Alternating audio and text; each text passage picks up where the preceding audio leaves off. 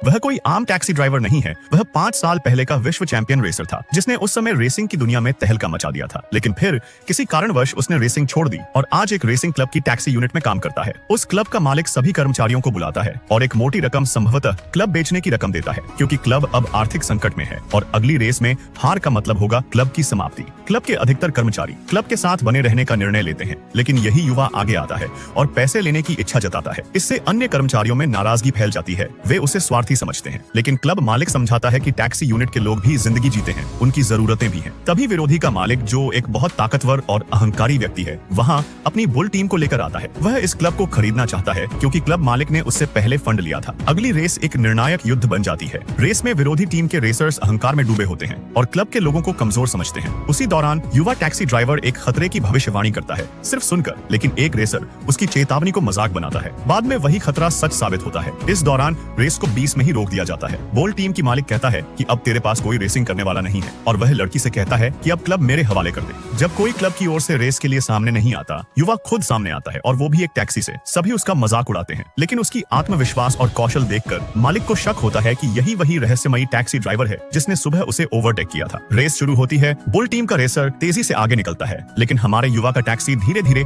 मुकाबला करने लगता है। बीच में गाड़ी बंद हो जाती है। सभी सोचते हैं यह हार गया, लेकिन तभी वह चमत्कारी ढंग से वापसी करता है। तभी एक खतरनाक मोड़ जहां कोई भी कार शायद ही पार कर सके। विरोधी टीम की मालिक ने तो अपनी जीत मान चुका था और कहता है कि अब सिर्फ भगवान ही जीत सकता है, लेकिन वही होता है। वह युवक उस मोड़ को पार करता है जिससे सब दंग रह जाते हैं।